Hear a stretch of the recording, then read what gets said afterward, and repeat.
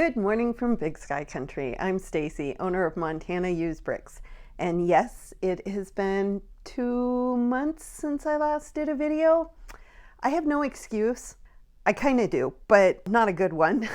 At the end of April, I bought something that became a total distraction for me. I did not realize it was going to become a distraction, but for the last 2 months, this is all I've done. And what did I do? What did I buy that took my focus away from the business, from Lego, from a lot of stuff? I bought myself a Kindle.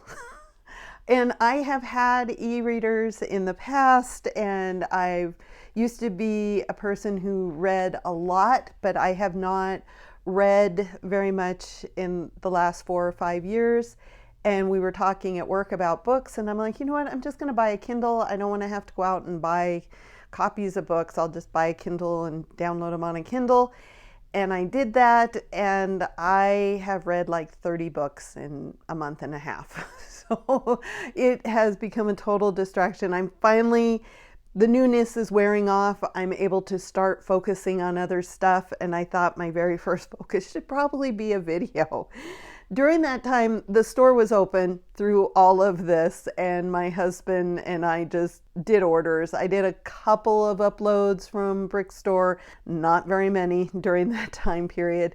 We also had another loss. As those of you that have watched my videos for a while, you know that in 2024, we lost my mom, a good family friend, and my husband's dad. And then a couple of weeks ago, we had to put down our cat, which I know a lot of people are like, well, it's a cat. Well, this cat, we had it for 11 years. He was very special to us. He had a condition called cerebellar hypoplasia, so that he wobbled quite a bit. And in the last 6 months or so, because of the way he walked, because of his condition, he got arthritis really, really bad, to the point that he was in pain. He didn't even want us to pick him up. And he was our cuddle kitty because he had the best purr of any cat I've ever owned. Kind of a shock how quickly he went downhill, and it was also a lot of emotions because we've had him for 11 years. We've had him since he was a little kitten. We actually fostered him. He would be what would be considered a foster fail because we ended up deciding to keep him ourselves because of his condition, and we just fell in love with him because of that. We had him for 11 years. It was really hard to say goodbye to him. It's been a rough couple of weeks, but getting back on track, finally. I'm not going to guarantee that I'm going to do any more videos this summer, because every time I do these videos, I'm like, yes, I'm back. I will start doing videos weekly, and it doesn't happen. So I'm not going to make any promises. If you get a video between now and September, consider it a bonus. Today, I'm doing another this and that video, and I have comments going back probably 3 or 4 months. I have one that's a year old because I want to do a whole separate video on that, which I haven't done yet. So these are from 3 or 4 months ago. I apologize for the delay. Like I always say, I read them. I don't always respond, but I do read the comments as they come in. The first one is talking about inventory in Bricklink. When is a Lego piece deducted from your inventory? When the buyer puts it in their cart or when they check out? Seems like I have miscounted because the pieces I counted were already spoken for and shouldn't have been in my count.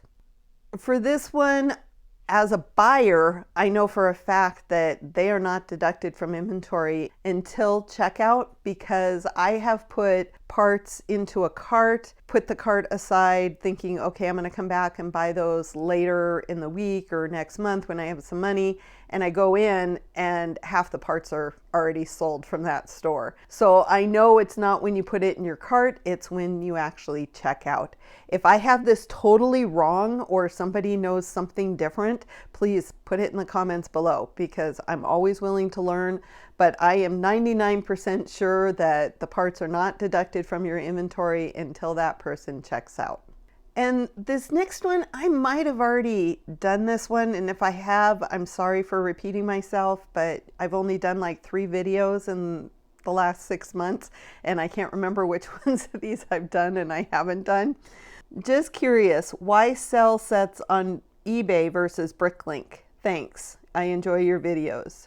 For myself personally, I think that the sets seem to sell faster on eBay, and I can also sell them for a little bit more because I don't think people that are buying them are as aware of Bricklink. So they don't realize that they might be able to get those sets cheaper somewhere else. So I do sell them a little bit more. I also sell them for a little bit more because the fees on eBay are so much more than Bricklink as well. But I just find that I'm able to get them out the door faster when they're in my eBay store versus my Bricklink store. But that could just be me. I would really be curious if other people do that, or if they just sell everything on Bricklink, or do you have various outlets for various things? For me, parts and very small sets like used polybag, those get sold in my Bricklink store, and the used sets and even some of the new sets we will sell on eBay. But that's just what works for us. Okay, this next one, I had a lot of comments about this. I had done a Bricklink haul video and I had ordered a bunch of sand green parts for my greengrocer, and some of the parts, as far as I could tell, they were faded.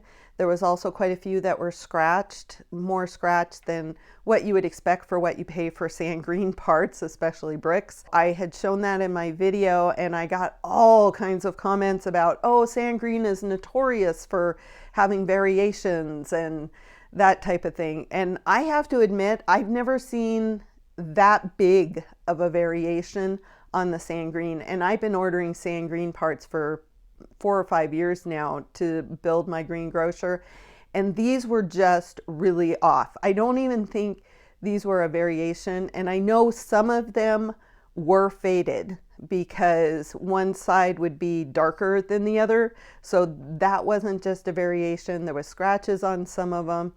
But just to let you know, I contacted the seller and we emailed back and forth a couple of times, and she was more than willing to give me a refund. She even came into my store and bought some items so that I could put those used pieces that I felt were not good enough, I guess. I put those in with her order so that she did get those back so she could look at them. I know there's variations and different hues. You see this all the time, especially with reddish brown and dark red. Definitely notice different hues. Occasionally I'll notice it in the light bluish gray. I have never noticed it in the sand green. Is it possible? Yes, but I felt that these were of such a different color than anything I had ordered in the previous 3 or 4 years that I felt like they weren't, I hate to say it, good enough. But as a used seller, that's the risk you take in selling the parts. And I've had the same experience as a seller where people are like, well, these aren't reddish brown, these are just normal brown. And I don't go back and say, no, it's a variation of the hue. I just say, okay, here's your money. But I know the difference between brown and the different variations of reddish brown.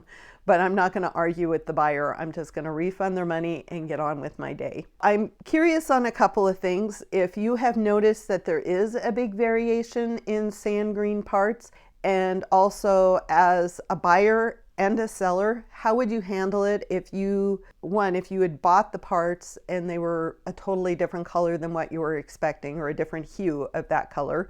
And as a seller, how would you react when a buyer comes back and says, hey, these are the wrong color? Be curious on that. Go ahead and put that in the comments as well. Because like I said, I'm always learning. I don't know everything there is to know, and I learn a ton from you guys in the comments because I was not aware that there were large variations in the hue of the sand green. I learned something new.